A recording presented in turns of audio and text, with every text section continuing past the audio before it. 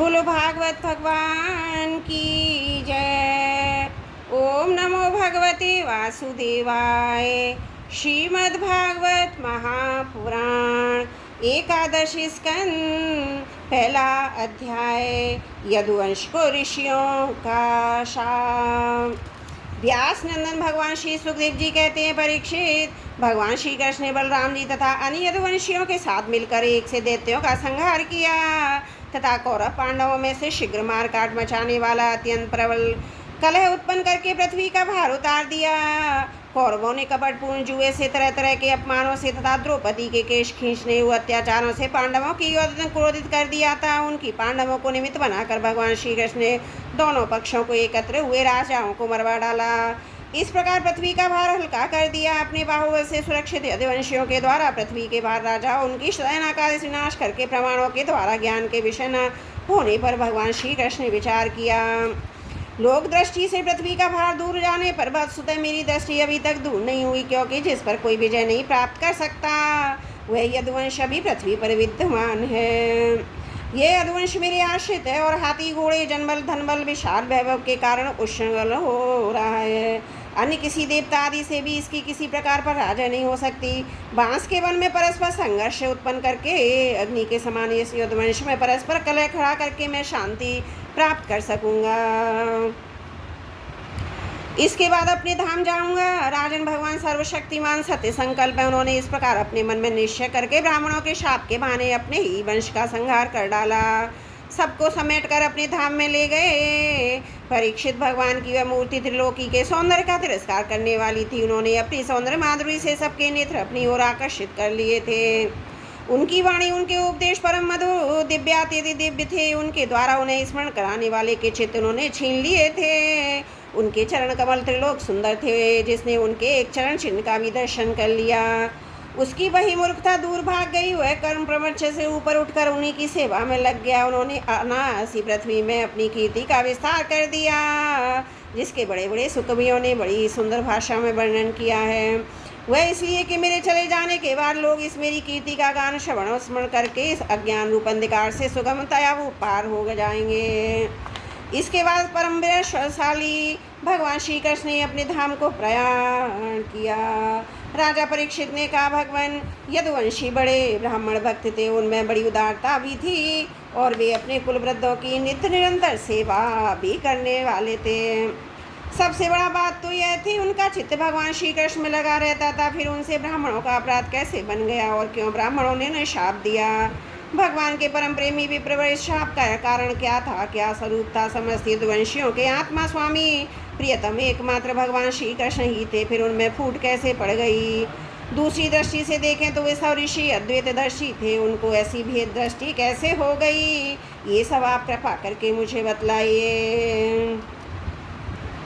श्री सुखदेव जी ने कहा, भगवान श्री कृष्ण वह बड़े शरीर धारण करके जिसमें संपूर्ण सुंदर पदार्थों का सन्निवेश था। नेत्रों में मृगनयन, कंधों में सिंह, स्कंद, करों में करिकर, चरणों में कमल आदि का विन्यास था। पृथ्वी पर मंगल में कल्याणकारी कर्मों का आचरण किया। वे पूर्ण काम प्रभु द्वारका धाम में रहकर क्रीड़ा करते रहे। उन्होंने अपनी उदार कीर्ति की स्थापना की, जो कीर्ति स्वयं अपने आश्रय तक का दान कर सके उदार है। अंत में श्रीहरि ने अपने कुल के संहार उपसंहार की इच्छा की, क्योंकि अब पृथ्वी का भार उतरने में उतना ही कार्य शेष रह गया था। भगवान श्री कृष्ण ने ऐसे परम मंगलमय और पूर्ण पारपक कर्म किए जिनका गान करने वाले लोगों के सारे कलमल नष्ट हो जाते हैं। अब भगवान श्री कृष्ण महाराजा उग्रसेन की राजधानी द्वारकापुरी में वसुदेव जी के घर यादवों का संहार करने के लिए काल रूप से निवास कर रहे थे।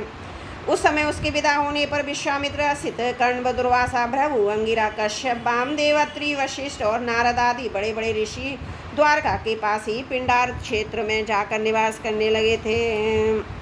एक दिन यदुवंश के कुछ उदंड कुमार खेलते खेलते उनके पास आ पहुंचे। उन्होंने बनावटी नम्रता से उनके चरणों में प्रणाम किया।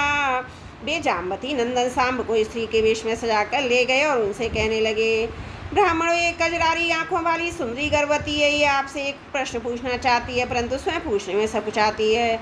आप लोगों का ज्ञान अमोघ, अबाध एवं सर्वज्ञ। इसे पुत्र की बड़ी लालसा है। अब प्रसव का समय निकट आ गया। आप लोग बतलाइए, कन्या जनेगी या पुत्र? परीक्षित जब उन कुमारों ने इस प्रकार उन ऋषि मुनियों को धोखा देना चाहा तब भी भगवत प्रेरणा से क्रोधित उठे। उन्होंने कहा, मूर्खो, यह एक ऐसा मूसल पैदा करेगी जो तुम्हारे कुल का नाश करने वाला होगा। मुनियों की ये बात सुनकर वे बालक बहुत ही डर गए। उन्होंने तुरंत सांब का पेट खोल कर देखा तो सचमुच उसमें एक लोहे का मूसल मिला।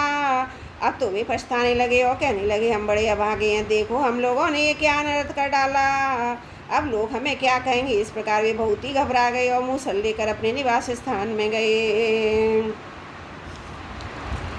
उस समय उनके चेहरे फीके पड़ गए, मुख कुमला गए थे। उन्होंने भरी सभा में सब यादवों के सामने ले जाकर यह मूसल रख दिया। राजा उग्रसेन से सारी घटना कह सुनाई।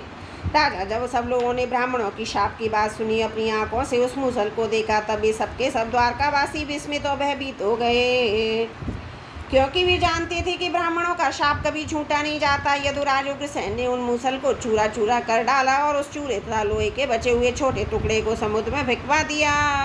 इसके संबंध में उन्होंने भगवान श्री कृष्ण से कोई सलाह न ली, ऐसी उनकी प्रेरणा थी। परीक्षित, उस लोहे के टुकड़े का एक मछली निकल गई और चूरा तरंगों के साथ बह बहकर समुद्र के किनारे आ गया। थोड़े दिनों में एक गांठ की एक घास के रूप में उग आया। मछली मारने वाले मछुआरों ने समुद्र में दूसरी मछलियों के साथ उस मछली को भी पकड़ लिया। उसके पेट में जो लोहे का टुकड़ा था उसको जरा नामक सयाद ने अपने बाण के नोक में लगा दिया। भगवान सब कुछ जानते थे, वे इस शाप को उलट भी सकते थे, फिर भी उन्होंने ऐसा करना उचित न समझा। काल रूपधारी प्रभु ने ब्राह्मणों के शाप का अनुमोदन ही किया। बोलो भागवत भगवान की जय। एकादश स्कंद प्रथम अध्याय समाप्त। त्रुटियों के लिए क्षमा प्रार्थी हूँ। बोलो भागवत भगवान की जय। एकादश स्कंद दूसरा अध्याय। वसुदेव जी के पास श्री नारद जी का आना और उन्हें राजा निमि तथा 9 योगेश्वरों का संवाद सुनाना। श्री सुखदेव जी कहते हैं, कुरुनंदन देवर्षि नारद के मन में भगवान श्री कृष्ण की सन्निधि में रहने की बड़ी लालसा थी। इसलिए वे श्री कृष्ण के निज भावों से सुरक्षित द्वारका में, जहाँ दक्ष आदि के शाप का कोई भय नहीं था, विदा होने देने पर पुनः पुनः आकर प्रारहाई करते थे। राजन, ऐसा कौन प्राणी है जिसे इंद्रियां तो प्राप्त हो, भगवान के ब्रह्मा आदि बड़े बड़े देवताओं के उपास्य चरण कमलों की दिव्य गंध, मधुर मकरंद रस, अलौकिक रूप, माधुरी, सुकुमार स्पर्श, मंगलमय ध्वनि का सेवन करना न चाहे, क्योंकि यह बेचारा प्राणी सब ओर से मृत्यु से ही घिरा हुआ है। एक दिन की बात है, देवर्षि नारद वसुदेव के यहाँ पधारे। वसुदेव जी ने उनका अभिवादन किया तथा आराम से बैठ जाने पर विधि पूर्वक उनकी पूजा की। इसके बाद पुनः प्रणाम करके उनसे यह बात कही। वसुदेव जी ने कहा, संसार में माता पिता का आगमन, पुत्रों के लिए भगवान की ओर अग्रसर होने वाले साधु संतों का पदार्पण, प्रपंच में उलझे हुए दीन दुखियों के लिए बड़ा ही सुखकर और बड़ा ही मंगलमय होता है। परंतु भगवान, आप तो स्वयं भगवान में भगवत स्वरूप हैं। आपका चलना फिरना तो समस्त प्राणियों के कल्याण के लिए ही होता है। देवताओं के चरित्र भी कभी प्राणियों के लिए दुख के हेतु तो कभी सुख के हेतु बन जाते हैं, परंतु जो आप जैसे भगवत प्रेमी पुरुष हैं, उनका हृदय प्राण जीवन सब कुछ भगवान में हो गया है। उनकी तो प्रत्येक चेष्टा समस्त प्राणियों के कल्याण के लिए ही होती है। जो लोग देवताओं का जिस प्रकार भजन करते हैं, देवता भी परछाई के समान ठीक उसी रीति से भजन करने वाले को फल देते हैं, क्योंकि देवता कर्म के मंत्री हैं, अधीन हैं, परंतु सत्पुरुष दीन वत्सल होते हैं, अर्थात जो सांसारिक संपत्ति एवं साधन से भी हीन है, उन्हें अपनाते हैं। ब्रह्मन, यद्यपि हम आपके शुभ आगमन और शुभ दर्शन से ही कृतकृत्य हो गए हैं, तथापि आपसे उन धर्मों के साधनों के संबंध में प्रश्न कर रहे हैं जिनकी मनुष्य श्रद्धा से सुन भर ले तो उस समय और भादायक संसार से मुक्त हो जाएं। पहले जन्म में मैंने मुक्ति देने वाले भगवान की आराधना तो की थी, परंतु इसलिए नहीं कि मुझे मुक्ति मिले। मेरी आराधना का उद्देश्य था कि मुझे पुत्र रूप में प्राप्त हो। उस समय मैं भगवान की लीला से मुग्ध हो रहा था। सुब्रत, अब आप मुझे ऐसा उपदेश दीजिए जिससे मैं इस जन्म में मृत्यु रूप बहावे संसार में, जिसमें दुख भी सुख का पवित्र और विचित्र मोहक रूप धारण करके सामने आते हैं, अनासी पार हो जाऊं। श्री सुखदेव जी कहते हैं, राजन, बुद्धिमान वासुदेव जी ने भगवान के स्वरूप और गुण आदि के श्रवण के अभिप्राय से ये प्रश्न किया था। देवर्षि नारद उनका प्रश्न सुनकर भगवान के अचिंत्य अनंत कल्याण में गुणों के स्मरण में तन्मय हो गए और प्रेम आनंद में भरकर वसुदेव जी से बोले। नारद जी ने कहा, यदुवंश शिरोमणि, तुम्हारा यह निश्चय बहुत ही सुंदर है, क्योंकि ये भागवत धर्म के संबंध में जो सारे विश्व को जीवन दान देने वाला है, पवित्र करने वाला है। वसुदेव जी, ये भागवत धर्म एक ऐसी वस्तु है जिसे कानों से सुनने, वाणी से उच्चारण करने, चित्त से स्मरण करने, हृदय से शरीर स्वीकार करने, कोई इसका पालन करने रहा हो, उसका अनुमोदन करने से ही मनुष्य उसी क्षण पवित्र हो जाता है। चाहे वह भगवान का एवं सारे संसार का द्रोही क्यों न हो, जिनके गुण, लीला और नाम आदि का श्रवण तथा कीर्तन पतितों को भी पावन करने वाला है। उन्हीं परम कल्याण स्वरूप मेरे आराध्य देव भगवान नारायण को तुमने आज मुझे स्मरण कराया है। वसुदेव जी, तुमने मुझसे तो प्रश्न किया है, इसके संबंध में संत पुरुष एक प्राचीन इतिहास में कहा करते थे। वह इतिहास है ऋषभ के पुत्र 9 योगेश्वरों महात्मा विदेह का शुभ संवाद। तुम जानते ही हो कि स्वाभुम मनु के एक प्रसिद्ध पुत्र थे प्रियव्रत। प्रियव्रत के आग्रनीद्र के नवामी नाभि के पुत्र थे ऋषभ। शास्त्रों ने उन्हें भगवान वासुदेव का अंश कहा है। मोक्ष धर्म का उपदेश करने के लिए उन्होंने अवतार ग्रहण किया था। उनके 100 पुत्र थे, सबके सब वेदों के पारदर्शी विद्वान थे। उनमें सबसे बड़े थे राजर्षि भरत। वे भगवान नारायण के परम प्रेमी भक्त थे। उन्हीं के नाम से ये भूमि खंड, जो पहले अजनाभ वर्ष कहलाता था, भारतवर्ष कहलाया। ये भारतवर्ष भी एक अलौकिक स्थान है। राजर्षि भरत ने सारी पृथ्वी का राज्य भोग किया, परंतु अंत में उसे छोड़कर वन में चले गए। वहाँ उन्होंने तपस्या के द्वारा भगवान की उपासना की। 3 जन्मों में भी भगवान को प्राप्त हुए। भगवान ऋषभ देव जी के शेष 99 पुत्रों में से 9 पुत्र जो इस भारतवर्ष के सब ओर स्थित 9 द्वीपों के अधिपति हुए। 81 पुत्र कर्मकांड के रचिता ब्राह्मण हो गए। शेष 9 सन्यासी हो गए। वे बड़े ही भाग्यवान थे। उन्होंने आत्मविद्या के संपादन में बड़ा परिश्रम किया था। वास्तव में वे उसमें बड़े निपुण थे। वे प्राय दिगंबर ही रहते थे। अधिकारियों को परमार्थ वस्तु का उपदेश किया करते थे। उनके नाम थे कवि, हरि, अंतरिक्ष प्रबुद्ध, पिपलायन, आवर्होत्र, द्रुमिल, चमस और करभाजन। वे इस कार्य कारण और व्यक्त अव्यक्त भगवत रूप जगत को अपने आत्मा से अभिनय अनुभव करते हुए पृथ्वी पर स्वच्छंद विचरण करते थे। उनके लिए कहीं भी रोक टोक ना थी। वे जहाँ चाहते चले जाते। देवता, सिद्ध, साधु, गंधर्व, यक्ष, मनुष्य, किन्नर, नागों के लोकों में तथा मुनि, चारण, भूतनाथ, विद्याधर, ब्राह्मणों के स्थानों में वे स्वच्छंद विचरते थे।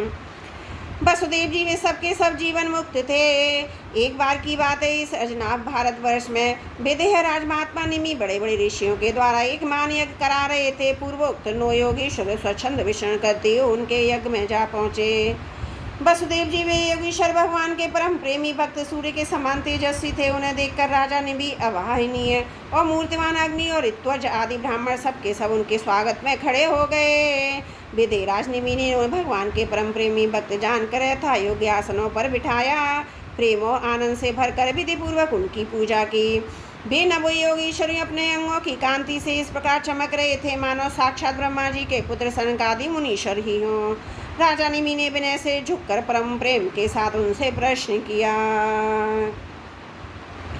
विदेहराज निमि ने कहा, भगवान, मैं ऐसा समझता हूँ कि आप लोग मधुसूदन भगवान के पार्षद ही हैं, क्योंकि भगवान के पार्षद संसारी प्राणियों को पवित्र करने के लिए विचरण किया करते हैं। जीवों के लिए मनुष्य शरीर का प्राप्त होना दुर्लभ है। यदि ये प्राप्त भी हो जाता है तो प्रतिक्षण मृत्यु का वह सिर पर सवार रहता है, क्योंकि ये क्षणभंगुर है। इसलिए अनिश्चित मनुष्य जीवन में भगवान के प्यारे और उनको प्यार करने वाले भक्तजनों का, संतों का दर्शन तो और भी दुर्लभ है। इसलिए त्रिलोक पावन महात्माओं, हम आप लोगों से ये प्रश्न करते हैं कि परम कल्याण का स्वरूप क्या है और उसका साधन क्या है। इस संसार में आधे क्षण का सत्संग भी मनुष्य के लिए परम निधि है। योगीश्वरो, यदि सुनने के अधिकारी हों तो आप कृपा करके भागवत धर्मों का उपदेश कीजिए, क्योंकि उनसे जन्मादि विकार से रहित एक रस भगवान श्री कृष्ण प्रसन्न होते हैं। उन धर्मों का पालन करने वाले शरणागत भक्तों को अपने आपा तक का दान कर डालते हैं। देवर्षि नारद ने कहा, वसुदेव जी, जब राजा निमि ने उन भगवत प्रेमी संतों से ये प्रश्न किया, तब तक उन लोगों ने बड़े प्रेम से उनका और उनके प्रश्न का सम्मान किया। सदस्य तथा ऋतुराजों के साथ बैठे हुए राजा निमि से बोले।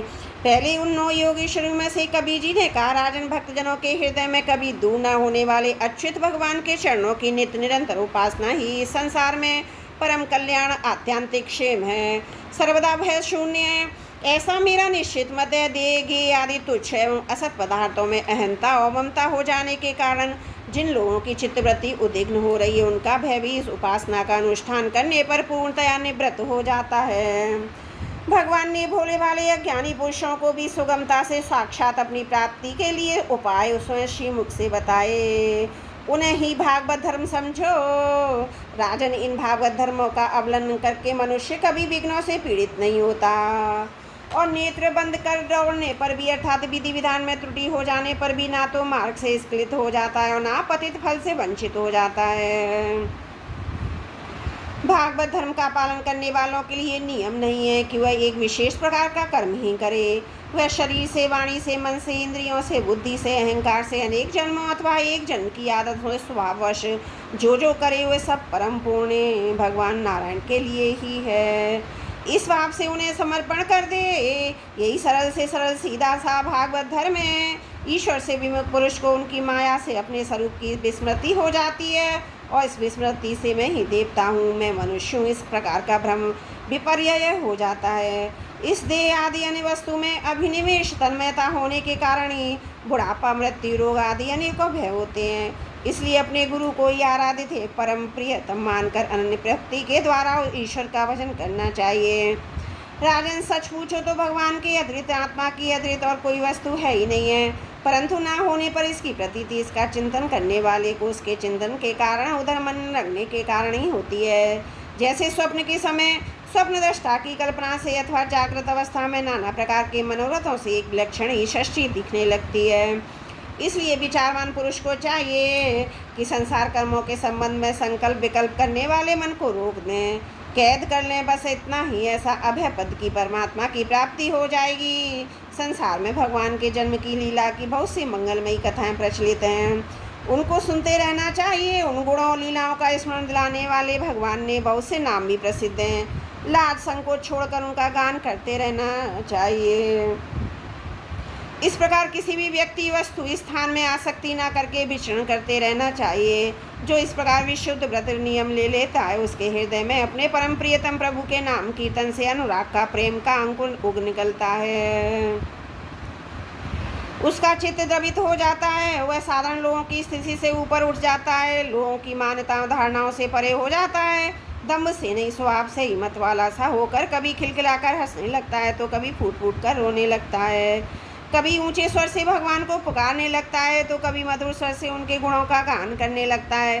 कभी कभी जब वह अपने प्रियतम को अपने नेत्रों के सामने अनुभव करता है तब उन्हें रिझाने के लिए नृत्य भी करने लगता है।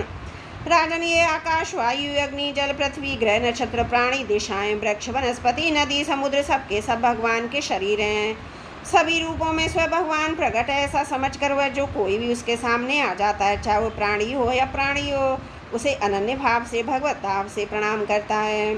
जैसे भोजन करने वाले को प्रत्येक ग्रास के साथ ही तुष्टि, तृप्ति या सुख, पुष्टि, जीवन शक्ति का संचार तथा शुदा निवृत्ति, ये तीनों एक साथ होते जाते हैं, वैसे ही तो मनुष्य भगवान की शरण लेकर उनका भजन करने लगता है। उसे भजन के प्रत्येक क्षण में भगवान के प्रति प्रेम और प्रेमास्पद प्रभु के स्वरूप का अनुभव और उसके अतिरिक्त अन्य वस्तुओं में वैराग्य, इन तीनों का ही एक साथ ही प्राप्ति हो जाती है। राजन, इस प्रकार जो प्रतिक्षण एक वृत्ति के द्वारा भगवान के चरण कमलों का ही भजन करता है, उसे भगवान के प्रति प्रेम, भक्ति, संचार, प्रति वैराग्य आदि प्रियतम भगवान के स्वरूप की स्फूर्ति, ये सब अवश्य प्राप्त हो जाते हैं। वह भागवत हो जाता है। जब ये सब प्राप्त होते हैं तब वह स्वयं परम शांति का अनुभव करने लगता है। राजा निमि ने पूछा, योगीश्वर, आप कृपा करके भगवत का लक्षण वर्णन कीजिए। उसके क्या धर्म है और कैसा स्वभाव होता है? वह मनुष्यों के साथ व्यवहार करते समय कैसा आचरण करता है, क्या बोलता है और किन लक्षणों के कारण भगवान का प्यारा होता है? अब 9 योगीश्वरों में से दूसरे हर जी बोले, राजन, आत्मस्वरूप भगवान समस्त प्राणियों में आत्मा रूप से, नियंता रूप से स्थित है, जो कहीं भी न्यूनाधिकता न देखकर सर्वत्र परिपूर्ण भगवत सत्ता को ही देखता है, जो साथ ही समस्त प्राणी और समस्त पदार्थ आत्मस्वरूप भगवान में ही अध्यय रूप से अथवा अध्यस्त रूप से स्थित है, अर्थात वास्तव में भगवत स्वरूप ही है। इस प्रकार जिसका अनुभव है, ऐसी जिसकी दिव्य दृष्टि है, उस भगवान का परम प्रेमी उत्तम भागवत समझना चाहिए। जो भगवान से प्रेम, उनके भक्तों से मित्रता, दुखी और अज्ञानियों पर कृपा तथा भगवान से उद्देश्य करने वालों की उपेक्षा करता है, वो तो मध्यम कोटि का भागवत है। और जो भगवान की अर्चा, विक्रय, मूर्ति आदि की पूजा तो श्रद्धा से करता है, परंतु भगवान के भक्तों और दूसरे लोगों की विशेष सेवा शुश्रूषा नहीं करता, वह साधारण श्रेणी का भगवत भक्त है। जो श्रोत्र नेत्र आदि इंद्रियों के द्वारा शब्द रूप आदि विषयों को ग्रहण तो करता है, परंतु अपनी इच्छा के प्रतिकूल विषयों से द्वेष नहीं करता और अनुकूल विषयों के मिलने पर हर्षित नहीं होता, उसकी यह दृष्टि बनी रहती है कि सब हमारे भगवान की माया है, वह पुरुष उत्तम भागवत है।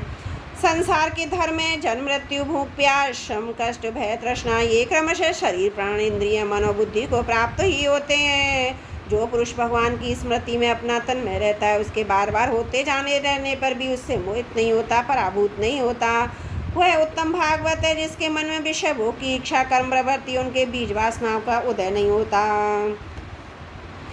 जो एकमात्र भगवान वासुदेव में ही निवास करता है, उत्तम भगवत भक्त है, जिनका इस शरीर में ना तो सत्कुल में जन्म तपस्या आदि कर्म से तथा न वर्ण आश्रम एवं जाति से भी अहम भाव होता है और निश्चय ही भगवान का प्यारा है। जो धन संपत्ति अथवा शरीर आदि में अपना है, ये पराया है, इस प्रकार का भेदभाव नहीं रखता, समस्त पदार्थों में समरूप परमात्मा को देखता रहता है, समभाव रखता है तथा किसी भी घटना अथवा संकल्प से विक्षिप्त न होकर शांत रहता है, वह भगवान का उत्तम भक्त है। राजन, बड़े बड़े देवता ऋषि मुनि भी अपने अंतकरण को भगवान में बनाते हुए जिन्हें ढूंढते रहते हैं, भगवान के ऐसे चरण कमलों से आधे क्षण आधे पल के लिए भी नहीं छूटता, अब निरंतर उन चरणों की सन्निधि और सेवा में संलग्न रहता है। यहाँ तक कि कोई स्वयं से त्रिभुवन की राजलक्ष्मी दे दे तो भी वह भगवत स्मृति का तार नहीं तोड़ता, उस राजलक्ष्मी को ध्यान ही नहीं देता कि वही पुरुष वास्तव में भगवत भक्त वैष्णवों में अग्रगण्य है, सबसे श्रेष्ठ है। रासलीला के अवसर पर नृत्य गति से भांति भांति के पाद विन्यास करने वाले निखिल सौंदर्य माधुर्य निधि भगवान के चरणों के अंगुली नख की मणि चंद्रिका से जिन शरणागत भक्तजनों के हृदय का विरह जन संताप एक बार दूर हो चुका है, उनके हृदय में फिर कैसे आ सकता है। जैसे चंद्रोदय होने पर सूर्य का ताप नहीं लग सकता, विवशता से नाम उच्चारण करने पर भी संपूर्ण अग्राशी को नष्ट करने वाले स्वयं भगवान श्री हरि, जिसके हृदय को क्षण भर के लिए भी नहीं छोड़ते, क्योंकि उसने प्रेम की रस्सी से उनके चरण कमलों को बांध रखा है। वास्तव में ऐसा पुरुष ही भगवान के भक्तों में प्रधान है। बोलो भागवत भगवान की जय। 11 स्कंद 2 अध्याय समाप्त। त्रुटियों के लिए क्षमा प्रार्थी हूँ। बोलो भागवत भगवान की जय। 11 स्कंद 3 अध्याय माया, माया से पार होने के उपाय तथा ब्रह्म और कर्मयोग का निरूपण। राजा निमि ने पूछा, भगवान सर्वशक्तिमान परम कारण विष्णु भगवान की माया बड़े बड़े मायावियों को विमोहित कर देती है, इसे कोई पहचान नहीं पाता और आप कहते हैं कि भक्त उसे देखा करता है। अतः मैं उस माया का स्वरूप जानना चाहता हूँ, आप लोग कृपा करके बतलाइए। योगेश्वरों, मैं एक मृत्यु का शिकार मनुष्य हूँ। संसार के तरह तरह तापों से मुझे बहुत दिनों से ताप रखा गया है। आप लोग जो भगवत कथा रूप अमृत का पान करा रहे हैं, उन तापों को मिटाने की एकमात्र औषधि है, इसलिए मैं आप लोगों की इस वाणी का सेवन करते करते तृप्त नहीं होता। आप कृपा कीजिए और कहिए। अब तीसरे योगेश्वर अंतरिक्ष ने कहा, राजन, भगवान की माया स्वरूपतः अनवर्चनीय है, इसलिए इसके कार्यों के द्वारा ही उसका निरूपण होता है। आदि पुरुष परमात्मा जिस शक्ति से संपूर्ण भूतों के कारण बनते हैं और उनके विषय भोग तथा मोक्ष की सिद्धि के लिए अथवा अपने उपासकों की उत्कृष्ट सिद्धि के लिए स्वयं निर्मित पंचभूतों के द्वारा नाना प्रकार के देव मनुष्य और शरीर की सृष्टि करते हैं, उसी को माया कहते हैं।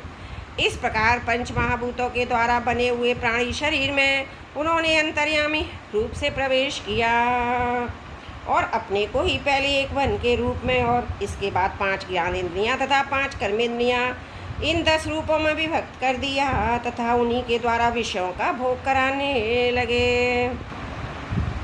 वह देवमानी जीव अंतर्यामी के द्वारा प्रकाशित इंद्रियों के द्वारा विषयों का भोग करता और इस पंचभूतों के द्वारा निर्मित शरीर को आत्मा अपना स्वरूप मानकर उसी में आसक्त हो जाता। यह भगवान की माया है। अब वह कर्म इंद्रियों से सकाम कर्म करता और उसके अनुसार शुभ कर्म का फल शुभ और अशुभ कर्म का फल दुख भोग करने लगता, शरीरधारी होकर इस संसार में भटकने लगता।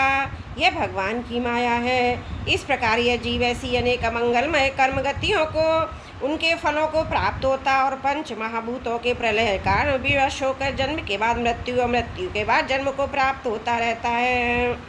यह भगवान की माया है। जब पंचभूतों के प्रलय का समय आता है तब अनादि और अनंत काल स्थूल तथा सूक्ष्म द्रव्य एवं गुण रूप इस समस्त व्यक्त षष्ठी को अव्यक्त की ओर उसके मूल कारण की ओर खींचता है। यह भगवान की माया है। उस समय पृथ्वी पर लगातार 100 वर्ष तक भयंकर सूखा पड़ता है, वर्षा बिल्कुल नहीं होती। प्रलय काल की शक्ति से सूर्य की उष्णता और भी बढ़ जाती है और वो तीनों लोकों को तपाने लगते हैं। यह भगवान की माया है। उस समय शेषनाग संकर्षण के मुंह से आग की प्रचंड लपटें निकलती हैं और वायु की प्रेरणा से वे लपटें पाताल लोक से जलाना आरंभ करती हैं तथा और भी ऊंची ऊंची होकर चारों ओर फैल जाती हैं। ये भगवान की माया है। इसके बाद प्रलयकालीन सावर तक मेघगढ़ हाथी की सूंड के समान मोटी मोटी धाराओं से 100 वर्ष तक बरसता रहता है। उससे ये विराट ब्रह्मांड जल में डूब जाता है। यह भगवान की माया है। राजन, उस समय जैसे बिना ईंधन के आग बुझ जाती है वैसे ही विराट पुरुष ब्रह्मा अपने ब्रह्मांड शरीर को छोड़कर सूक्ष्म स्वरूप अव्यक्त में लीन हो जाते हैं। यह भगवान की माया है। वायु पृथ्वी की गंध खींच लेती है जिससे वह जल के रूप में हो जाती है और जब वह वही वायु जल के रस को खींच लेती है तब वह अपना जल अपना कारण अग्नि बन जाता है। यह भगवान की माया है। जब अंधकार अग्नि का रूप छीन लेता है तब अग्नि वायु में लीन हो जाती है। जब अवकाश रूप आकाश वायु की ईश्वर शक्ति छीन लेता है तब वह आकाश में लीन हो जाता है। यह भगवान की माया है। राजन, तदंतर काल रूप ईश्वर आकाश के शब्द गुण को हरण कर लेता है जिससे तामस अहंकार में लीन हो जाता है। इंद्रियां और बुद्धि राजस अहंकार में लीन होती हैं। मन सात्विक अहंकार से उत्पन्न देवताओं के साथ सात्विक अहंकार में प्रवेश कर जाता है तथा अपने 3 प्रकार के कार्यों के साथ अहंकार में तत्व में लीन हो जाता है। मैं तत्व प्रकृति में, प्रकृति ब्रह्म में लीन होती है। फिर इसी के उल्टे क्रम से षष्ठी होती है। यह भगवान की माया है। यह षष्ठी स्थिति और संहार करने वाली त्रिगुणमयी माया है। इसका हमने आपसे वर्णन किया। अब आप और क्या सुनना चाहते हैं? राजा निमि ने पूछा, महर्षि, इस भगवान की माया को पार करना उन लोगों के लिए तो बहुत ही कठिन है जो अपने मन को वश में नहीं कर पाए। अब आप कृपा करके यह बतलाइए कि जो लोग शरीर आदि में आत्मबुद्धि रखते हैं, जिनकी समझ मोटी है, वे भी अनायासी इसे कैसे पार कर सकते हैं? अब चौथे योगीश्वर प्रभु जी बोले, राजन, स्त्री पुरुष संबंध आदि बंधनों में बंधे हुए संसारी मनुष्य सुख की प्राप्ति और दुख की निवृत्ति के लिए बड़े बड़े कर्म करते रहते हैं। जो पुरुष माया के पार जाना चाहता है उसको विचार करना चाहिए कि उनके कर्मों का फल किस प्रकार विपरीत होता जाता है। वे सुख के बदले दुख पाते हैं और दुख निवृत्ति के स्थान पर दिनों दिन दुख बढ़ता ही जाता है। एक धन कोई लो, इससे दिन भर दिन दुख बढ़ता ही है। इसको पाना भी कठिन है और यदि किसी प्रकार मिल भी जाए तो आत्मा के लिए तो यह मृत्यु स्वरूप ही है। जो उसकी उलझनों में पड़ जाता है वह अपने आप को भूल जाता है। इसी प्रकार घर, पुत्र, स्वजन, संबंधी, पशुधन आदि भी अनित्य और नाशवान ही है। यदि कोई इन्हें जुटा भी ले तो इनमें क्या सुख शांति मिल सकती है। इसी प्रकार जो मनुष्य माया से पार जाना चाहता है उसे यह भी समझ लेना चाहिए कि मरने के बाद प्राप्त होने वाले लोक परलोक भी ऐसे ही नाशवान हैं, क्योंकि इस लोक की वस्तुओं के समान वे भी कुछ सीमित कर्मों के सीमित फल मात्र हैं। वहाँ भी पृथ्वी के छोटे छोटे राजाओं के समान बराबर बालों से होड़ अथवा लोग डांट रहती है। अधिक ऐश्वर्य सुख वालों के प्रति छिंद्रान्वेषण तथा ईर्ष्या देश के भाव रखता है। कम सुख और ऐश्वर्य वालों के प्रति घृणा रहती है एवं कर्मों का फल पूरा हो जाने पर वहाँ से पतन तो होता ही है, उसका नाश निश्चित है। नाश का भय वहाँ भी नहीं छूट पाता। इसलिए जो परम कल्याण का जिज्ञासु है उसे गुरुदेव की शरण लेनी चाहिए। गुरुदेव ऐसे हो जो शब्द ब्रह्म वेदों के पारदर्शी विद्वान हो, जिससे वे ठीक ठाक समझा सकें। साथ ही ब्रह्म में प्रतिष्ठित तत्वज्ञानी भी है ताकि अपने अनुभव के द्वारा प्राप्त हुई रहस्य की बातों को बता सकें। उनका चित्त शांत हो, व्यवहार के प्रपंच में विशेष प्रवृत्त न हो। जिज्ञासु को चाहिए कि गुरु को ही अपना परम प्रियतम आत्मा इष्ट देव माने, उनकी निष्कपट भाव से सेवा करे और उसके पास रहकर भागवत धर्म की भगवान को प्राप्त कराने वाले भक्ति भाव के साधनों की क्रियात्मक शिक्षा ग्रहण करें। इन्हीं साधनों से सर्वात्मा एवं भक्त को अपने आत्मा का दान करने वाले भगवान प्रसन्न होते हैं। पहले शरीर, संतान आदि में मन की अनासक्ति रहे, फिर भगवान के भक्तों से प्रेम करना चाहिए, यह सीखे। इसके पश्चात प्राणियों के प्रति यथा योग्य दया, मैत्री और विनय की निष्कट भाव से शिक्षा ग्रहण करें। मिट्टी, जल आदि से बाहर शरीर की पवित्रता, छल कपट आदि के त्याग से भीतर की पवित्रता, अपने धर्म का अनुष्ठान, सहन शक्ति, मौन, स्वाध्याय, सरलता, ब्रह्मचर्य, हिंसा तथा शीत उष्ण, सुख दुख और द्वंद्वों में हर्ष विषाद से रहित होना चाहिए। सर्वत्र अर्थात समस्त देश, काल और वस्तुओं में चेतन रूप से आत्मा और नियंत्रात्म रूप से ईश्वर को देखना। एकांत सेवन यही मेरा घर है ऐसा भाव न रखना। ग्रस्त हो तो पवित्र वस्त्र पहनना और त्यागी हो तो फटे पुराने पवित्र चिथड़े जो कुछ प्रारब्ध के अनुसार मिल जाएं, उसी में संतोष करना सीखें। भगवान की प्राप्ति का मार्ग बतलाने वाले शास्त्रों में श्रद्धा और दूसरे किसी भी शास्त्र की निंदा न करना।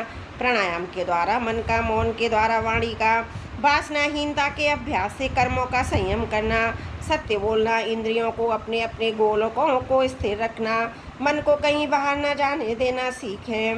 राजन, भगवान की लीलाएं अद्भुत हैं, उनके जन्म, कर्म और गुण दिव्य हैं। उन्हीं का श्रवण, कीर्तन और ध्यान करना तथा शरीर से जितनी भी चेष्टाएं वो सब भगवान के लिए करना सीखें। यज्ञ, तप, जप, सदाचार का पालन, स्त्री पुत्र, घर, अपना जीवन, प्राण और जो कुछ अपने को प्रिय लगता हो सबका सब भगवान के चरणों में निवेदन करना, उन्हें सौंप देना सीखें। जिन संत पुरुषों ने सच्चिदानंद स्वरूप भगवान श्री कृष्ण का अपने आत्मा स्वामी के रूप में साक्षात्कार कर लिया हो, उनसे प्रेम और स्थावर जंगम दोनों प्रकार के प्राणियों की सेवा, विशेष करके मनुष्यों की, मनुष्यों में भी परोपकारी सज्जनों की और उनमें भी भगवत प्रेमी संतों की करना सीखें। भगवान के परम पावन यश के संबंध में एक दूसरे से बातचीत करना, इस प्रकार के साधकों का इकट्ठे होकर आपस में प्रेम करना, आपस में संतुष्ट रहना और प्रपंच से निवृत्त होकर आपस में ही आध्यात्मिक शांति का अनुभव करना सीखें। राजन, श्री कृष्ण राशि राशि पापों को एक क्षण में भस्म कर देते हैं। सब उन्हीं का स्मरण करें, एक दूसरे को स्मरण करा में इस प्रकार साधन भक्ति का अनुष्ठान करते करते प्रेम भक्ति का उदय हो जाता है और वे प्रेमोद्रेक से पुलकित शरीर धारण करते हैं। उनके हृदय की बड़ी विलक्षण स्थिति होती है। कभी कभी वे इस प्रकार चिंता करने लगते हैं कि अब तक भगवान नहीं मिले, क्या करूं, कहाँ जाऊं, किससे पूछूं, कौन मुझे उनकी प्राप्ति करावे।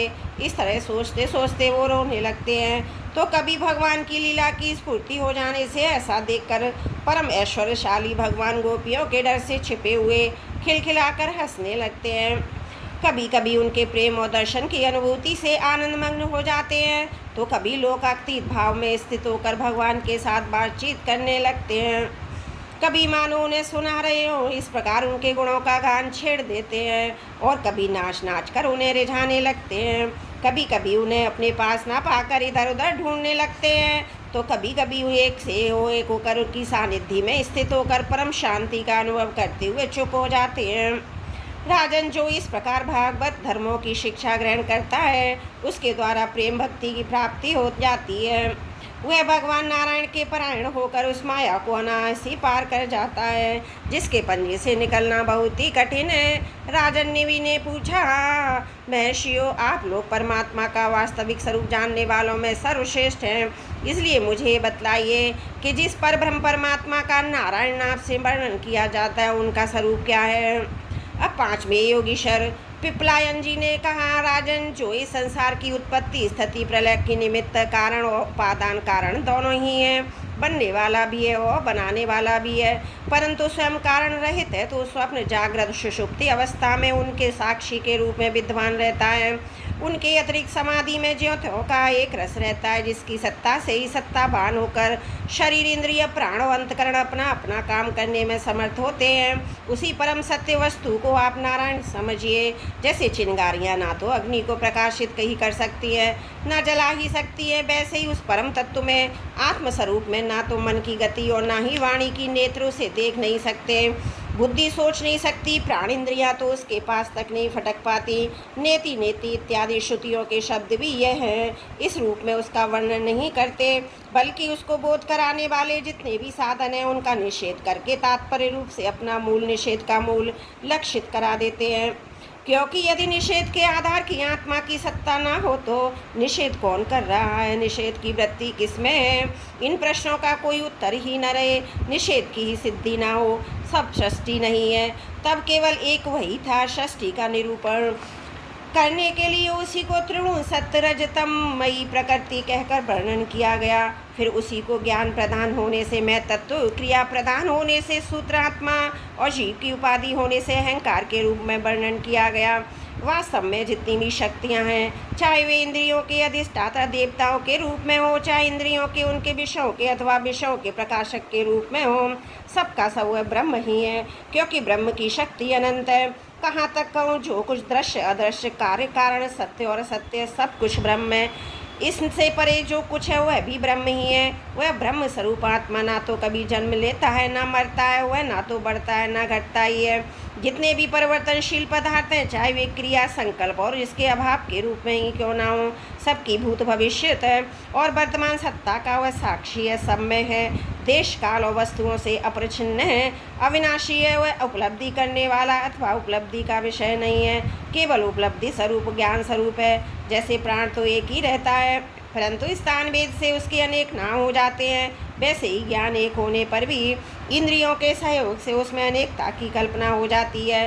जगत में 4 प्रकार के जीव होते हैं, अंडा फोड़कर पैदा होने वाले पक्षी, सांप आदि, नाल में बंधे पैदा होने वाले पशु, मनुष्य, धरती फोड़कर निकलने वाले वृक्ष वनस्पति और पसीने से उत्पन्न होने वाले खटमल आदि। इन सभी जीव शरीरों में प्राण शक्ति जीव के पीछे लगी रहती है।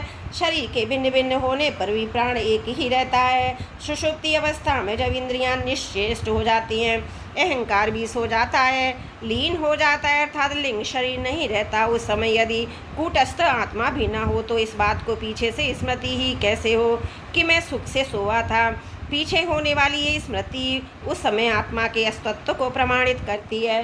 जब भगवान कमलनाथ के चरण कमलों को प्राप्त करने की इच्छा से तीव्र भक्ति की जाती है, तब भक्ति की अग्नि की भांति गुणों कर्मों से उत्पन्न हुए चित्त के सारे मलों को जला डालती है। जब चित्त शुद्ध हो जाता है तब आत्म तत्व का साक्षात्कार हो जाता है। जैसे नेत्रों के निर्विकार हो जाने पर सूर्य के प्रकाश की प्रत्यक्ष अनुभूति होने लगती है। राजा निमि ने पूछा, योगेश्वरो, अब आप लोग हमें कर्मयोग का उपदेश कीजिए, जिसके द्वारा शुद्ध होकर मनुष्य शीघ्र परम निष्कर्म अर्थात कर्तव्य कर्म और कर्म फल की निवृत्ति करने वाला ज्ञान प्राप्त करता है।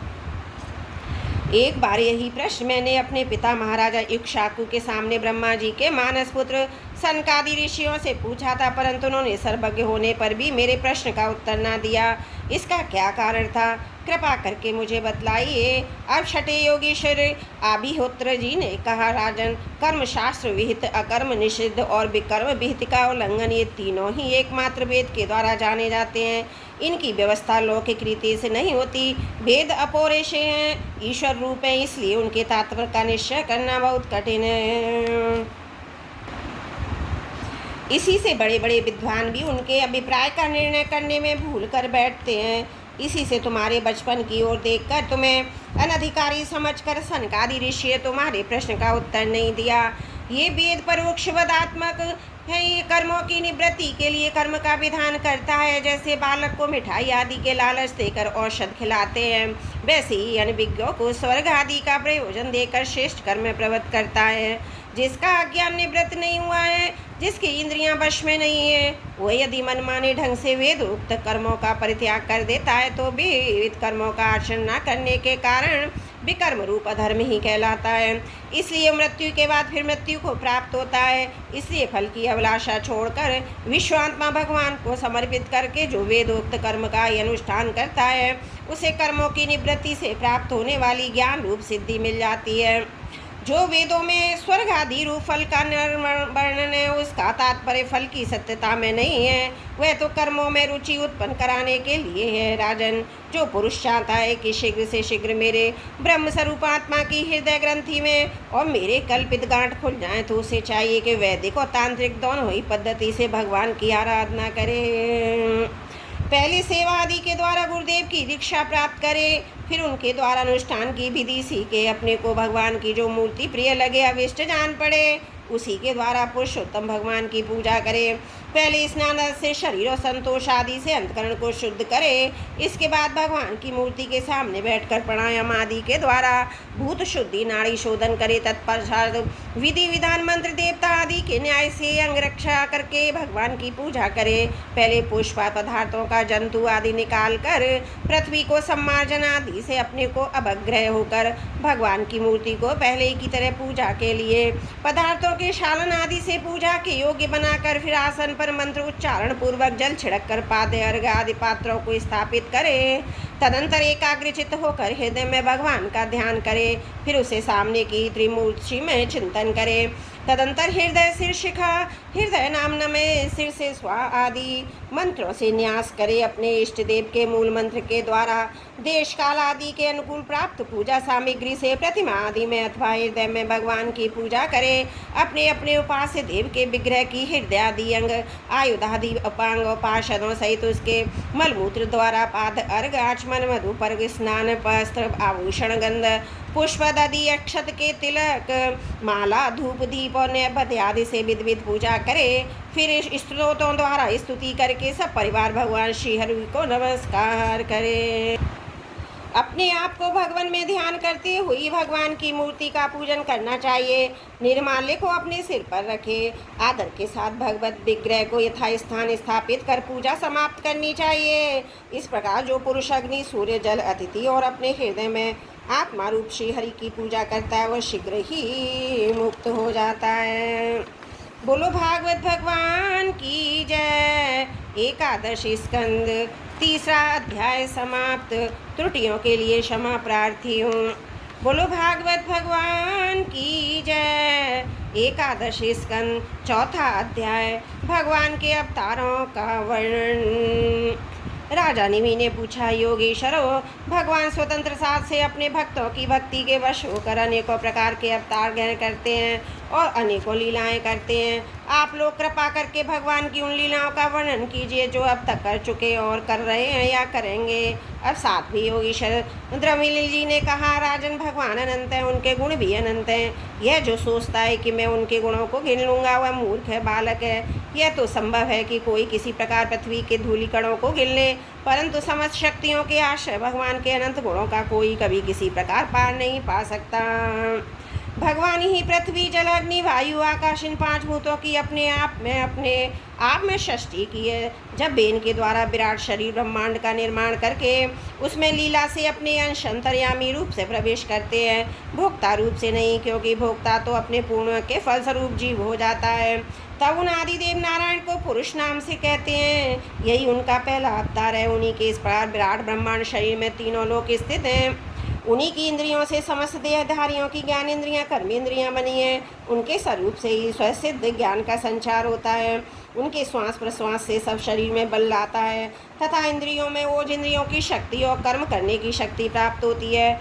उन्हीं के सतादि गुणों से संसार की स्थिति उत्पत्ति प्रलय होते हैं। इस विराट शरीर के जो शरीरी है वे आदि कर्ता नारायण हैं।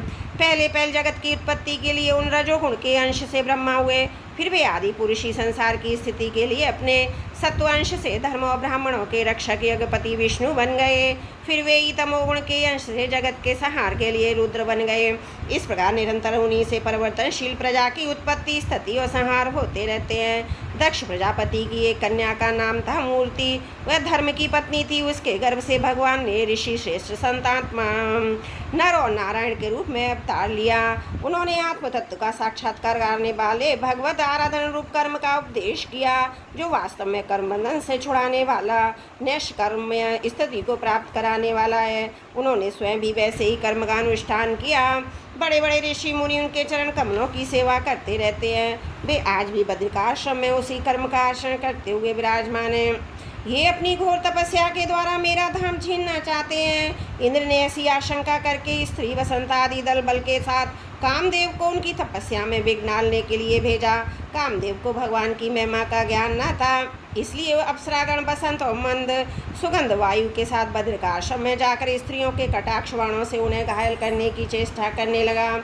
आदि देव नर नारायण ने जानकर कि यह इंद्र का कुचक्र है, भय से कांपते हुए काम आदि को वे हंसा कर कहा। उस समय उनके मन में किसी प्रकार का अभिमान या आश्चर्य नहीं था। कामदेव मलया मारो तो देवांगनाओं, तुम लोग डरो मत, हमारा आतिथ्य स्वीकार करो, अभी यहीं ठहरो, हमारा आश्रम सूना मत करो। राजन, जब नर नारायण ऋषि ने उन्हें अभय दान देते हुए इस प्रकार कहा, तब कामदेव आदि के से लज्जा से झुक गए। उन्होंने दयालु भगवान नर नारायण से कहा, प्रभु आपके लिए कोई आश्चर्य की बात नहीं है, क्योंकि आप माया से परे और निर्विकार हैं। बड़े बड़े आत्माराम और धीर पुरुष निरंतर आपके चरण कमलों में प्रणाम करते रहते हैं। आपके भक्त आपकी भक्ति के प्रभाव से देवताओं की राजधानी अमरावती का उल्लंघन करके आपके परम पद को प्राप्त होते हैं। इसलिए जब वे भजन करने लगते हैं तब देवता लोग तरह तरह से उनकी साधना में विघ्न डालते हैं, किंतु जो लोग केवल कर्म कांड में लगे रहकर यज्ञ आदि के द्वारा देवताओं को बलि के रूप में उनका भाग देते रहते हैं, उन लोगों के मार्ग में भी किसी प्रकार का विघ्न नहीं डालते। परंतु प्रभु आपके भक्तजन उनके द्वारा उपस्थित की हुई विघ्न बाधाओं से गिरते नहीं हैं, बल्कि आपके कर कमलों की छत्र छाया में रहते हुए वे विघ्नों के सिर पर पैर रखकर आगे बढ़ जाते हैं, अपने लक्ष्य से च्युत नहीं हो जाते। बहुत से लोग तो ऐसे होते हैं जो भूख प्यास गर्मी सर्दी आंधी पानी के कष्टों को, रसेंद्रियों जनेंद्रियों के वेगों को जो अपार समुद्र के समान सह लेते हैं, पार कर जाते हैं, परंतु फिर भी उस क्रोध के वश में हो जाते हैं जो गाय के खुर से बने गड्ढे के समान है और जिसमें कोई लाभ नहीं है। आत्मनाशक है और प्रभु वे इस प्रकार अपनी कठिन तपस्या को खो बैठते हैं। जब कामदेव बसंत आदि देवताओं ने इस प्रकार स्तुति की, तब सर्वशक्तिमान भगवान ने अपने योग बल से उनके सामने बहुत सी ऐसी रमणियां प्रकट करके दिखलाई जो अद्भुत रूप लावण्य से संपन्न और विचित्र वस्त्र अलंकारों से सुसज्जित थी तथा भगवान की सेवा कर रही थी। जब देवराज इंद्र के अनुचरों ने उन लक्ष्मी जी के समान रूपवती स्त्रियों को देखा, तब उनके महान सौंदर्य के सामने उनका चेहरा फीका पड़ गया। वे श्रीहीन होकर उनके शरीर से निकलने वाली दिव्य सुगंध से मोहित हो गए। अब उनका सिर झुक गया।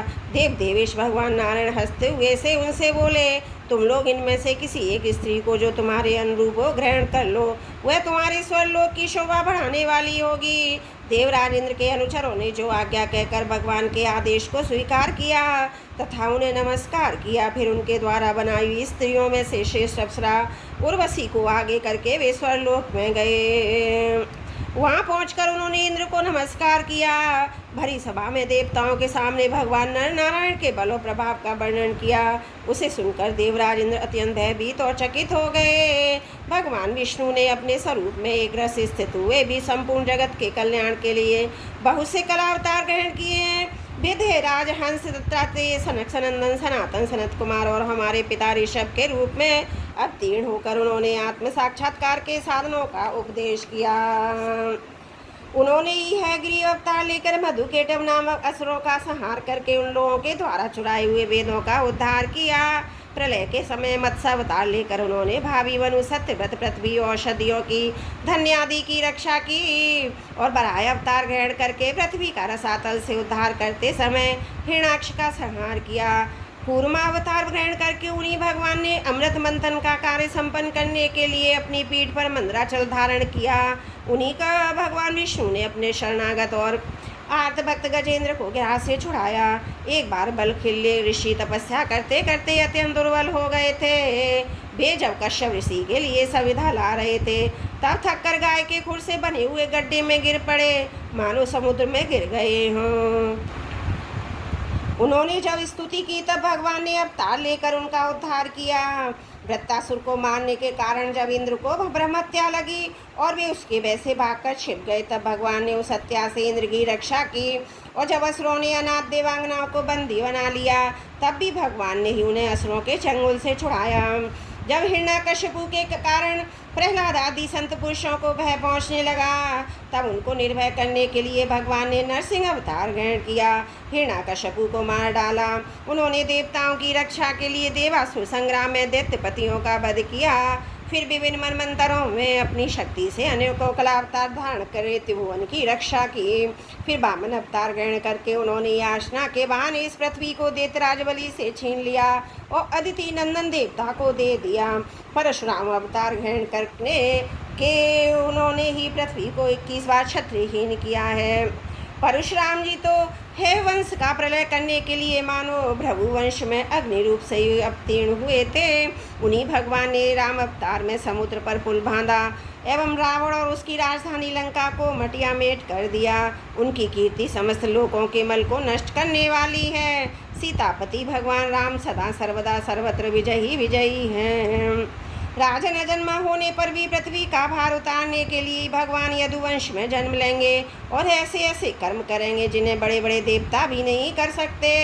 फिर आगे चलकर भगवान ही के बुद्ध रूप में प्रकट होंगे और यज्ञ के अनधिकारियों को यज्ञ करते देखकर अनेक प्रकार के तर्क वितर्कों से मोहित कर लेंगे और कलयुग के अंत में कल की अवतार लेकर वे शूद्र राजाओं का वध करेंगे। महावायु विदेहराज भगवान की कीर्ति अनंत है।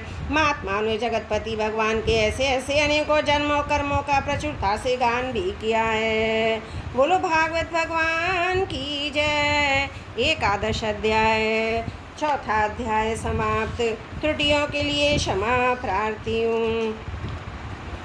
बोलो भागवत भगवान की जय। 11वां अध्याय। 5वां अध्याय। भक्तिहीन पुरुषों की गति। भगवान की पूजा विधि का वर्णन। राजा निमि ने पूछा, योगेश्वरों, आप लोग तो श्रेष्ठ आत्मज्ञानी भगवान के परम भक्त हैं। कृपा करके ये बतलाइए कि जिनकी कामनाएं शांत नहीं हुई हैं, लौकिक पारलौकिक भोगों की लालसा मिटी नहीं और मन एवं इंद्रियां भी वश में नहीं हैं, तथा जो प्राय भगवान का भजन भी नहीं करते, ऐसे लोगों की क्या गति होती है। अब 8वें योगीश्वर चमसजी से कहा, राजन, विराट पुरुष के मुख से सत प्रधान, ब्राह्मण भुजाओं से सत प्रधान, रज प्रधान, क्षत्रिय जांघों से रज तम प्रधान, वैश्य चरणों से तम प्रधान शूद्र की उत्पत्ति होती है। उन्हीं की जांघों से ग्रस्ताश्रम, हृदय से ब्रह्मचर्य, वक्ष सल से वानप्रस्थ और मस्तक से सन्यासी 4 आश्रम प्रकट हुए हैं। इन चारों वर्णों आश्रमों के जन्मदाता स्वयं भगवान ही हैं। वही इनके स्वामी नियंता आत्मा भी हैं। इसलिए इन वर्ण आश्रम में रहने वाला जो मनुष्य भगवान का भजन नहीं करता, बल्कि उल्टा उनका अनादर करता है, वह अपने स्थान वर्णाश्रम मनुष्य योनि से भी च्युतनी हो जाता है, उसका अधःपतन हो जाता है। बहुत सी स्त्रियां शूद्र आदि भगवान की कथा, उनके नाम कीर्तन आदि से कुछ दूर पड़ गए हैं। वे आप जैसे भगवत भक्तों की एक दया के पात्र हैं। आप लोग उन्हें कथा कीर्तन की सुविधा देकर उनका उद्धार करें। ब्राह्मण, क्षत्रिय, वैश्य जन्म से, वेद अध्ययन से तथा यज्ञोपति आदि संस्कारों से भगवान के चरणों के निकट तक पहुँच चुके हैं, फिर भी वेदों का असली तात्पर्य न समझकर अर्थवाद में लगकर मोहित हो जाते हैं। उन्हें कर्म का रहस्य मालूम नहीं है। मूर्ख होने पर भी वे अपने पंडित को मानते हैं और अभिमान में अकड़े रहते हैं। वे मीठी मीठी बातों में भूल जाते हैं। केवल वस्तु शून्य शब्द माधुरी के मोह में पड़कर चटकीली भड़कीली बातें किया करते हैं। रजोगुण की अधिकता के कारण उनके संकल्प बड़े घोर होते हैं। कामनाओं की तो सीमा ही नहीं रहती। उनका क्रोध भी ऐसा होता है जैसे सांप का बनावट और घमंड से उन्हें प्रेम होता है। वे पापी लोग भगवान के प्यारे भक्तों की हंसी उड़ाया करते हैं। वे मूर्ख बड़े बूढ़ों की नहीं, स्त्रियों की उपासना करते। यही नहीं, वे परस्पर इकट्ठे होकर उस घर गृहस्थी के संबंध में भी बड़े बड़े मंसूबे बांधते हैं जहाँ का सबसे बड़ा सुख स्त्री सहवास में ही सीमित है। वे यदि कभी यज्ञ भी करते हैं तो अन्न दान नहीं करते, विधि का उल्लंघन करते, झगड़ा तक नहीं देते। वे कर्म का रहस्य न जानने वाले मूर्ख केवल अपनी जीव को संतुष्ट करने और पेट की भूख मिटाने, शरीर को पुष्ट करने के लिए बेचारे पशुओं की हत्या करते हैं। धन, वैभव, कुलीनता, विद्या, दान, सौंदर्य, बल, कर्म आदि के घमंड से अंधे हो जाते हैं। वे दुष्ट उन भगवत प्रेमी संतों तथा ईश्वर का भी अपमान करते रहते हैं। राजन, वेदों ने इस बात को बार बार दोहराया है। भगवान आकाश के समान नित्य निरंतर समस्त शरीरधारियों में स्थित हैं। वे ही अपने आत्मा और प्रियतम हैं, परंतु मूर्ख इस वेदवाणी को जो सुनते ही नहीं हैं और केवल बड़े बड़े मनोरथों की बात आपस में करते सुनते रहते हैं। वेद विधि के रूप में ऐसे ही कर्मों के करने की आज्ञा देते हैं कि जिनमें मनुष्य की स्वाभाविक प्रवृत्ति नहीं होती। संसार में देखा जाता है, मैथुन मांस मद की प्राणी की स्वाभाविक प्रवृत्ति हो जाती है, तब उसे प्रवृत्त करने के लिए विधान तो हो ही नहीं सकता। ऐसी स्थिति में विवाह यज्ञ और श्रोत्रामणि यज्ञ के द्वारा ही जो उसके सेवन की व्यवस्था की गई है, उसका अर्थ है लोगों की उस सकल प्रवृत्ति का नियंत्रण। उनका मर्यादा में स्थापन वास्तव में उनकी ओर से लोगों को हटाना ही श्रुति को अभिष्ट है। धन का एकमात्र फल है धर्म, क्योंकि धर्म से ही परम तत्व का ज्ञान हो, उसकी निष्ठा अपरोक्ष अनुभूति सिद्ध हो जाती है। निष्ठा में ही परम शांति है। परंतु यह कितने खेद की बात है कि लोग इस धन का उपयोग घर गृहस्थी के स्वार्थों में या काम भोग में ही करते हैं। ये नहीं देखते कि हमारा ये शरीर मृत्यु का शिकार है और मृत्यु किसी प्रकार की टाली नहीं जा सकती। सोत्रामणि यज्ञ में भी सुरों को सूंघने का ही विधान है, पीने का नहीं। यज्ञ में पशु का अलवन स्पर्श मात्र विहित है, हिंसा नहीं। इसी प्रकार अपनी धर्मपत्नी के साथ मैथुन की आज्ञा भी विषय भोग के लिए नहीं है, धार्मिक परंपरा की रक्षा के निमित्त संतान उत्पन्न करने के लिए ही दी गई है। परंतु जो लोग अर्थवाद के वचनों में फंसे रहते विषय हैं, वे अपने विशुद्ध धर्म को जानते ही नहीं। जो इस विशुद्ध धर्म को नहीं जानते वे घमंडी वास्तव में तो दुष्ट हैं, परंतु समझते हैं अपने को श्रेष्ठ। वे धोखे में पड़े हुए लोग पशुओं की हिंसा करते हैं, मरने के बाद वे पशु ही उन मारने वालों को खाते हैं। ये शरीर मृतक शरीर है, इसके संबंधी भी इसके साथ ही छूट जाते हैं। जो लोग इस शरीर से जो प्रेम की गांठ बांध लेते हैं, दूसरे शरीर में रहने वाले अपने ही आत्मा एवं सर्वशक्तिमान भगवान से देश करते हैं। उन मूर्खों का आदय पतन निश्चित है। जिन लोगों ने आत्मज्ञान संपादन और केवल मोक्ष नहीं प्राप्त किया, जो पूरे पूरे मूड भी नहीं है, वे अधूरे ना इधर के हैं न उधर के।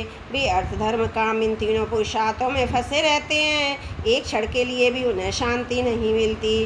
वे अपने हाथों अपने पैरों में कुल्हाड़ी मार रहे हैं। ऐसे ही लोगों को आत्मघाती कहते हैं, अज्ञान को ही ज्ञान मानने वाले। इन आत्मघातियों को कभी शांति नहीं मिलती, इनके कर्मों की परंपरा कभी शांत नहीं होती। काल भगवान सदा सर्वदा इनके मनोरथों पर पानी फेरते रहते हैं। इनके हृदय की जलन विषाद कभी मिटने का नहीं है। राजन, जो लोग अंतर्यामी भगवान श्री कृष्ण विमुख हैं, वे अत्यंत परिश्रम करके ग्रह पुत्र मित्र और धन संपत्ति इकट्ठी करते हैं, परंतु उन्हें अंत में सब कुछ छोड़ देना पड़ता है और ना चाहने पर भी विवश होकर घोर नरक में जाना पड़ता है। भगवान का भजन ना करने वाले विषयी पुरुषों की यही गति होती है। राजा निमि ने पूछा, योगेश्वरो, आप लोग कृपा करके ये बतलाइए, भगवान किस समय किस रंग का कौन सा आकाश स्वीकार करते हैं और मनुष्य किस नामों और विधियों से उनकी उपासना करते हैं। अब नवी योगी शरु कर भाजनी जी ने कहा, राजन, 4 युग हैं, सत्य त्रेता द्वापर और कली। इन युगों में भगवान के अनेकों रंग नाम और आकृतियाँ होती हैं तथा विभिन्न विधियों से उनकी पूजा की जाती है। सतयुग में भगवान के शीघ्र का रंग होता है श्वेत, उनके 4 भुजाएं और सिर पर जटा होती हैं तथा वे बल्क कल का ही वस्त्र पहनते हैं। काले मृग का चर्म, यज्ञोपति रुद्राक्ष की माला, दंड और कमंडल धारण करते हैं। सतयुग के मनुष्य बड़े शांत और परस्पर बैर रहित सबके हितैषी समदर्शी होते हैं। वे लोग इंद्रियां मन को वश में रखकर ध्यान पूर्वक तपस्या के द्वारा सबके प्रकाशक परमात्मा की आराधना करते हैं। वे लोग हंस, सुपर्ण, बैकुंठ, धर्म, योगेश्वर, अमर, ईश्वर, पुरुष, अव्यक्त और परमात्मा आदि नामों के द्वारा भगवान की गुण लीला आदि का गान करते हैं। राजन, त्रेता युग में भगवान के शिव विग्रह का रंग होता है लाल, 4 भुजाएं होती हैं, कटी भाग में 3 मेखला धारण करते हैं, उनके केश सुनहले होते हैं। वे वेद प्रतिपादित यज्ञ के रूप में रहकर ईश्वर की शोभा और यज्ञ पात्रों को धारण किया करते हैं।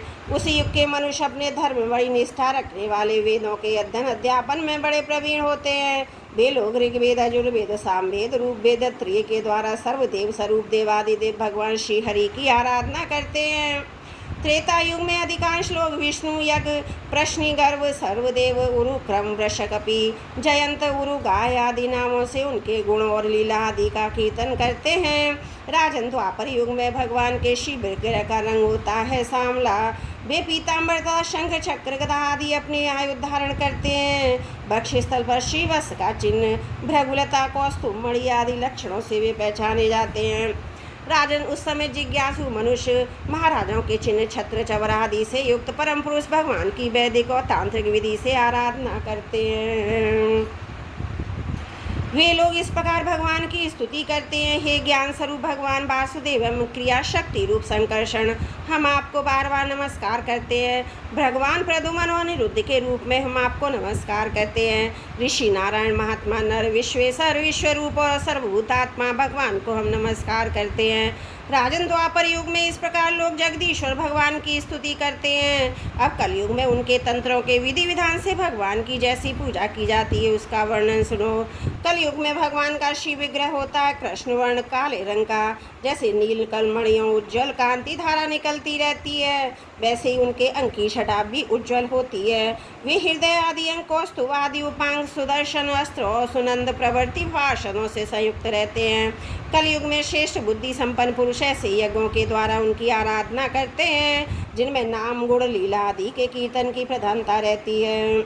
वे लोग भगवान की स्तुति इस प्रकार करते हैं, प्रभु आप शरणागत रक्षक हैं, आपके चरणाबिंद सदा सर्वदा ध्यान करने योग, माया मोह के कारण होने वाले संसारिक पराजयों का अंत कर देने वाले तथा भक्तों की समस्त अविष्ट वस्तुओं का दान करने वाले कामधेनु स्वरूप हैं। वे तीर्थों को भी तीर्थ बनाने वाले स्वयं परम तीर्थ स्वरूप हैं। शिव ब्रह्मा आदि बड़े बड़े देवता उन्हें नमस्कार करते हैं और जो कोई उनकी शरण में आ जाए उसे स्वीकार कर लेते हैं।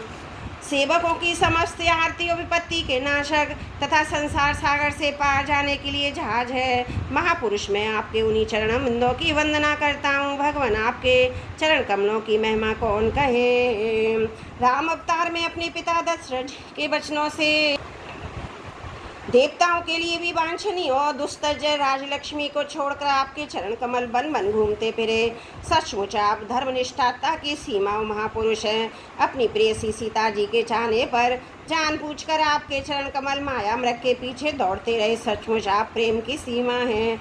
प्रभु मैं आपके उन्हीं चरणा बिंदुओं की वंदना करता हूँ। राजन, इस प्रकार विभिन्न युगों के लोग अपने अपने योग के अनुरूप नाम रूपों द्वारा विभिन्न प्रकार से भगवान की आराधना करते हैं। इसमें संदेह नहीं कि धर्म अर्थ काम मोक्ष सभी पुरुषार्थों के एकमात्र स्वामी भगवान श्री हरि हैं। कलयुग में केवल संकीर्तन से ही सारे स्वार्थों परमार्थ बन जाते हैं। इसलिए इस युग का गुण जानने वाले सारग्राही श्रेष्ठ पुरुष कलयुग की बड़ी प्रशंसा करते हैं, इससे बड़ा प्रेम करते हैं। देहाभिमानी जीव संसार चक्र में अनादिकाल से भटक रहे हैं। उनके लिए भगवान की लीला गुणों नाम के कीर्तन से बढ़कर और कोई परम लाभ नहीं, क्योंकि इसमें संसार भटकना मिट जाता है, परम शांति का अनुभव होता है। राजन, सतयुग त्रेता द्वापर की प्रजा चाहती है कि हमारा जन्म कलयुग में हो, क्योंकि कलयुग में कहीं कहीं भगवान नारायण के शरणागत उन्हीं के आश्रय में रहने वाले बहुत से भक्त उत्पन्न होंगे। महाराज विदेह, कलयुग में द्रविड़ देश में अधिक भक्त पाए जाते हैं, जहाँ त्रामपर्णी कृतमाला पयश्वनी पवित्र कावेरी महानदी प्रतीची नाम की नदियाँ रहती हैं। राजन, जो मनुष्य नदियों को जल पीते हैं प्राय उनका अंतकरण शुद्ध हो जाता है और वे भगवान वासुदेव के भक्त हो जाते हैं। राजन, जो मनुष्य वह करना बाकी है वह करना आवश्यक है इत्यादि कर्म वासनाओं का तथा वेद बुद्धि का परित्याग करके सर्वात्म भाव से शरणागत वत्सल प्रेम के वरदानी भगवान मुकुंद की शरण में आ गया है, वह देवताओं ऋषियों पितरों प्राणियों कुटुंबियों अतिथियों के ऋण से उऋण हो जाता है। वह किसी के अधीन, किसी का सेवक, किसी के बंधन में नहीं रहता। जो प्रेमी भक्त अपने प्रियतम भगवान के चरण कमलों का अनन्य भाव से दूसरी भावनाओं आस्थाओं वृत्तियों प्रवृत्तियों को छोड़कर वचन करता है, उससे पहली बात तो यह है कि पाप कर्म होते ही नहीं, परंतु यदि किसी प्रकार वे हो भी जाएं तो परम पुरुष भगवान श्री हरि उसके हृदय में बैठकर सब धो बहा ले देते हैं, उसके हृदय को शुद्ध कर देते हैं। नारद जी कहते हैं, वसुदेव जी मिथिला नरेश राजा निमि 9 योगेश्वरों से इस प्रकार भागवत धर्मों का वर्णन सुनकर बतुईव आनंदित हुए। उन्होंने अपने ऋतुरजो आचार्यों के साथ ऋषभ नंदन नव योगेश्वरियों की पूजा की। इसके बाद सब लोगों के सामने ही वे सिद्ध अंतर ध्यान हो गए। विदेहराज निमि ने उनसे सुने हुए भागवत धर्मों का आचरण किया और परम गति प्राप्त की। महाभाग्यवान वसुदेव जी, मेरे तुम्हारे आगे जिन भागवत धर्मों का वर्णन किया है, तुम भी यदि श्रद्धा के साथ इनका आचरण करोगे तो अंत में सब आसक्तियों से छूटकर भगवान का परम पद प्राप्त कर लोगे। वसुदेव जी, तुम्हारे और देवकी के यश से जो सारा जगत भरपूर हो रहा है, क्योंकि सर्वशक्तिमान भगवान श्री कृष्ण तुम्हारे पुत्र के रूप में अवतीर्ण हुए हैं। तुम लोगों ने भगवान के दर्शन आलिंगन तथा बातचीत करने, उन्हें सुलाने बिठाने खिलाने आदि के द्वारा वात्सल्य स्नेह करके अपना हृदय शुद्ध कर लिया है। तुम परम पवित्र हो गए हो वसुदेव जी। शिशुपाल, पौंड्रक और शाल्व राजाओं ने तो बैर भाव से श्री कृष्ण की चाल ढाल, लीला विलास, चितवन बोलन आदि का स्मरण किया था। वह भी नियमानुसार नहीं सोते बैठते चलते फिरते, स्वाभाविक रूप से ही हैं, फिर भी उनकी चित्तवृत्ति श्री कृष्णकार हो गई, उनके सारूप मुक्ति के अधिकारी हुए। फिर जो लोग प्रेम भाव और अनुराग से श्री कृष्ण का चिंतन करते, उन्हें श्री कृष्ण की प्राप्ति होने में कोई संदेह है क्या? वसुदेव जी, तुम श्री कृष्ण को केवल अपना पुत्र ही मत समझो, वे सर्वात्मा सर्वेश्वर कारणातीत तो अविनाशी हैं। उन्होंने लीला के लिए मनुष्य रूप प्रकट करके अपना ऐश्वर्य छिपा रखा है। वे पृथ्वी के भारभूत राजवेशधारी असुरों का नाश और संतों की रक्षा करने के लिए तथा जीवों की परम शांति और मुक्ति देने के लिए ही अवतीर्ण हुए हैं, और इसी से ही जगत में उनकी कीर्ति भी गाई जाती है। श्री सुखदेव जी कहते हैं, प्रिय परीक्षित, नारद जी के मुख से ये सब सुनकर परम भाग्यवान वसुदेव जी और परम भाग्यवती देवकी जी को बड़ा ही विस्मय हुआ। उनसे जो कुछ माया मोह अवशेष था उसे उन्होंने तत्क्षण छोड़ दिया। राजन, यह इतिहास परम पवित्र है।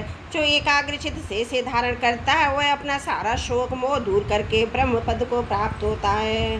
बोलो भागवत भगवान की जय। एकादश स्कंध 5वां अध्याय समाप्त। त्रुटियों के लिए क्षमा प्रार्थी हूँ।